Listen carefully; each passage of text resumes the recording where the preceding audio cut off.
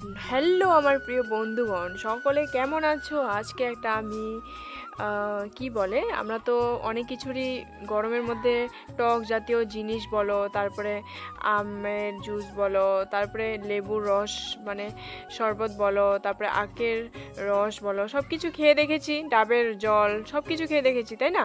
তো এখন যেটা আমি বানাতে চলেছি এটা হচ্ছে কুলের শরবত। কুলের শরবতটা কে কে খেয়েছো অবশ্যই সকলেই জানিও, আর যারা খাওনি তারাও কিন্তু বলো। অবশ্যই একবার খেয়ে দেখলে কিন্তু মন্দ লাগবে না।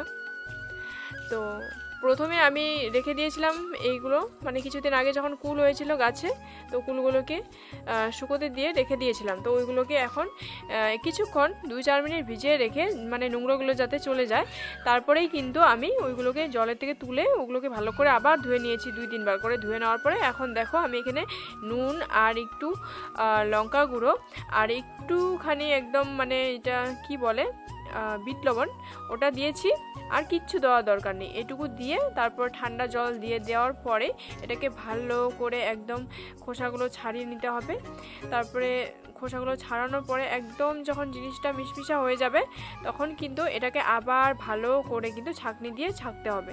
তো যাই হোক, ওটা আমি ফেলে দিয়েছি, যেগুলো বের করে নিলাম চোকলাগুলো ফেলে দিয়েছি। এখন আমি এটাকে ডাল ঘুটনিটিকে ঘুটিয়ে নেওয়ার পরে এটাকে আমি গ্লাসে ঢালবো, খেয়ে দেখবো যে কেমন লাগে।